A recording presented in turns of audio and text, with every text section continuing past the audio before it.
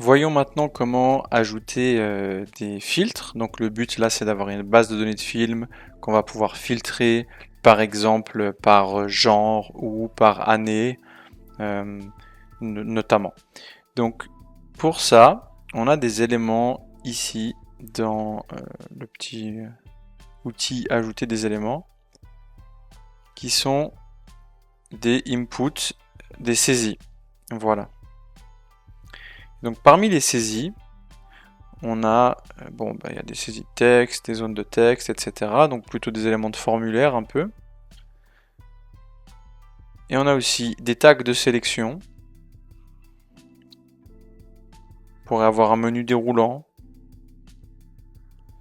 Il y a des boutons de téléchargement. Bref, il y a pas mal de choses sympas.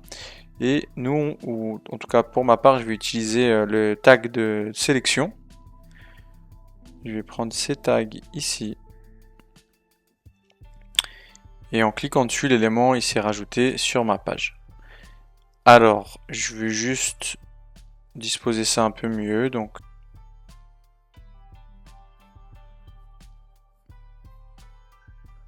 et là, si je descends ma section.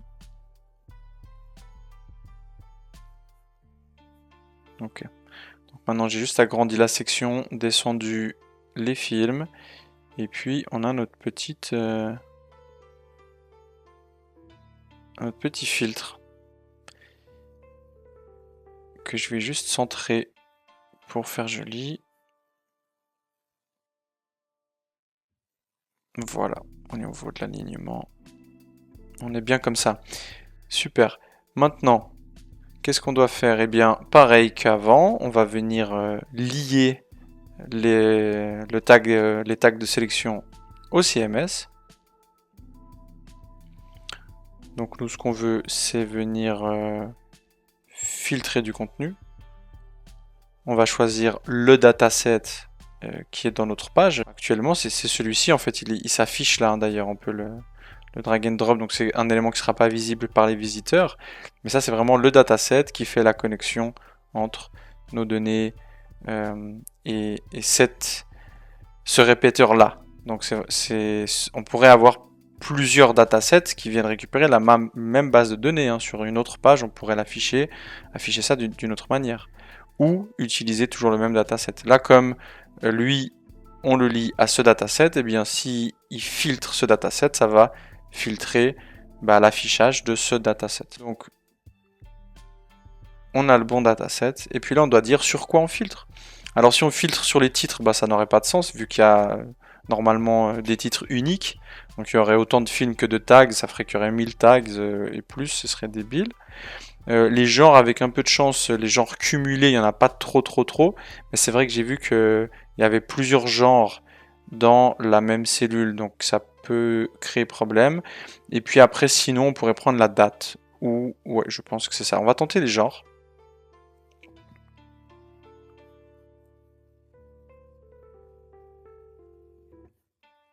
Voilà, oui, il y en a beaucoup. Il y en a beaucoup et c'est ça le problème, c'est le fait qu'il y en ait plusieurs dans la même cellule qui fait qu'il y a plus de combinaisons. Si on avait eu qu'un seul genre fantasy, eh bien ça serait limité, voilà. Donc bon, c'est peut-être pas non plus la meilleure méthode. Bon, tentons les années, alors ce sera quand même un poil plus pratique. Sinon, on pourrait aller nettoyer notre CSV pour les genres, séparer les genres. Donc, on reprend. Et on va filtrer par Released Year en espérant qu'il y en a un peu moins.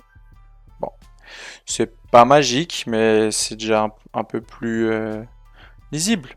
Ok, si on vient faire un aperçu, eh bien, si je vois là, j'ai 2001, 2002, donc si je clique sur 2001, je devrais garder la première tuile, mais pas les suivantes. Il y en a d'autres qui devraient venir s'afficher. Magnifique. Donc tous nos films en 2001. Là, on voit quand même que c'est puissant parce que déjà on a des tuiles un peu sympas, dynamiques. Ok, là, c'est Wix qui les a prédéfinies pour nous, mais on pourrait tout à fait les créer nous-mêmes. On voit qu'on peut choisir les éléments qu'on souhaite afficher dans nos tuiles. Donc voilà, selon ce qu'on a, là on a des films avec des genres et tout ça. Mais si on avait des produits, du service, un site avec des tutos, on produit des tutos et puis chaque tuile c'est un tuto dans lequel on les regroupe par catégorie, par date de publication, il y aurait un titre, il y aurait une petite explication, etc. Et puis on voit qu'ensuite on peut filtrer tout ça. On peut même cumuler les filtres.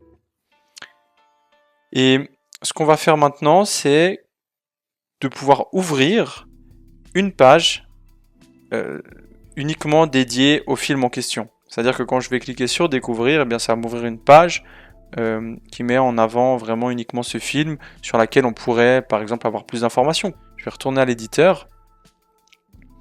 Et puis pour faire ça maintenant, le concept qu'il faut retenir, c'est qu'on va devoir créer une page dynamique. Donc quand on crée des pages, il y a des pages de menu du site, panier et remerciements. Donc il y a plusieurs types de pages, pages de boutique, etc., pages de réservation, et il y a des pages dynamiques. Et là, on peut venir cliquer. Donc ça, c'est une page que j'avais déjà créée. On peut venir cliquer sur ajouter une page dynamique. Alors, quelle collection on utilise? Film 2. On veut une seule page d'éléments. C'est ça que ça nous ouvre en grand une page sur le film en question. Et puis on va l'ajouter au site.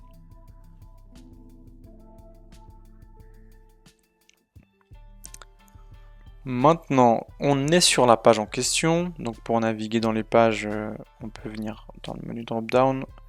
On voit que tout en bas, on a nos pages dynamiques et qu'on est bien sur la page film 2. Et là, automatiquement, donc lui, il a repris notre dataset. Et là, eh bien, il a fait les liens automatiquement. Donc le title, il l'a lié. Alors là, par contre, le title, c'est au série title, parce qu'il a fait ça automatiquement, donc il peut avoir des petits soucis. Ensuite, là, ce serait le overview, j'imagine. Oui, on pourrait le mettre dessous.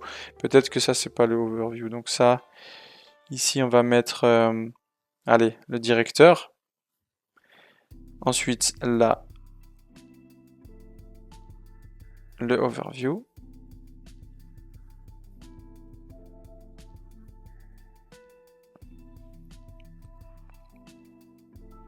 Et puis, bien entendu, l'image.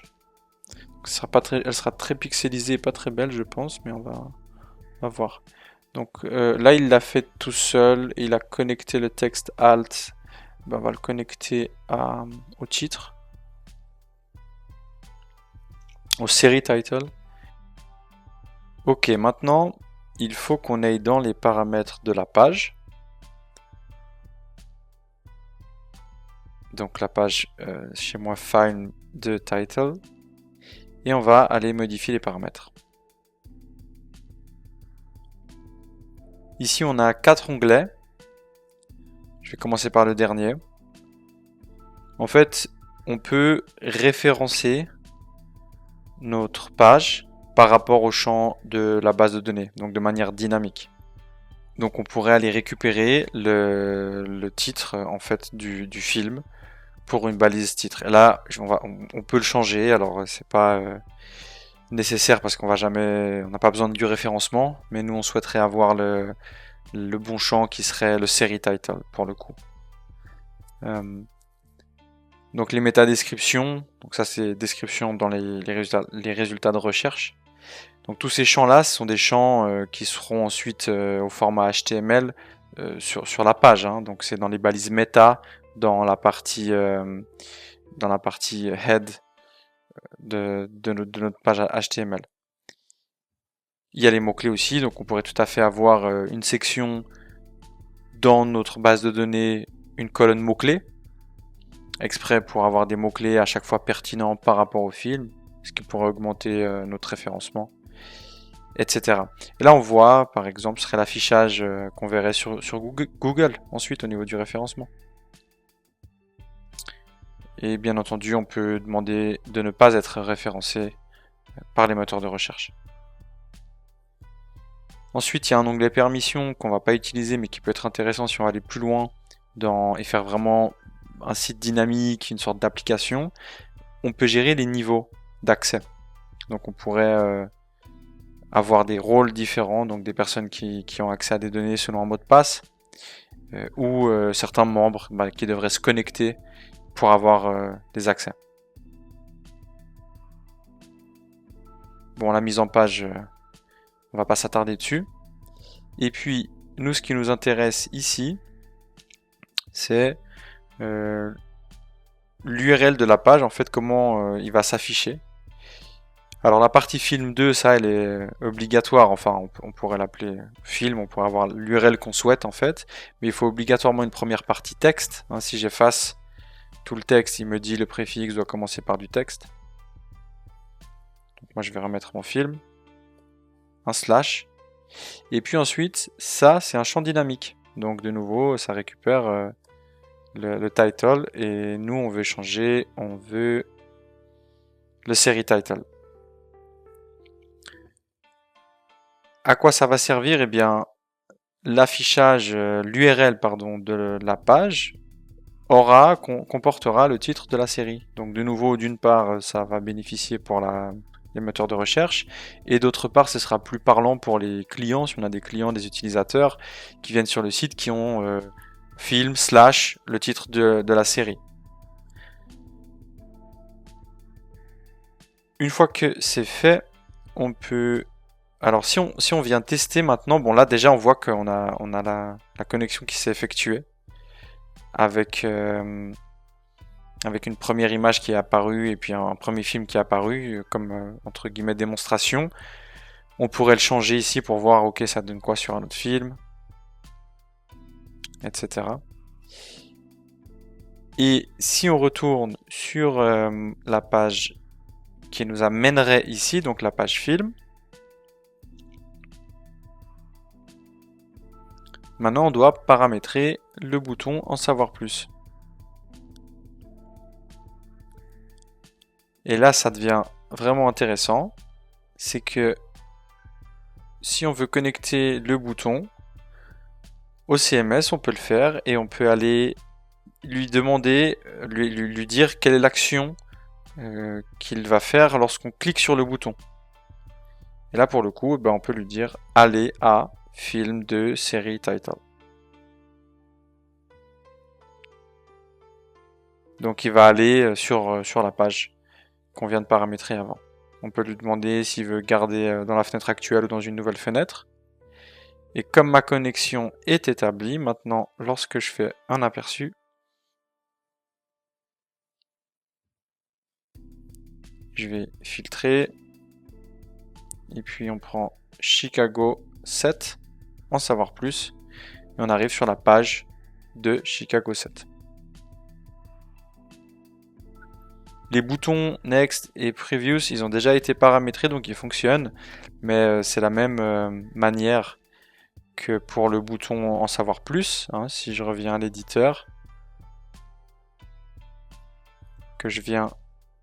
alors je suis sur la bonne page, c'est bon, je suis sur ma page film 2. Bien, là, si je clique sur le bouton Next ou le bouton Preview, c'est pareil, ils sont été connectés et l'action, quand on clique dessus, on peut dire page dynamique suivante. Donc il va aller au film suivant ou à l'élément dans la base de données suivant.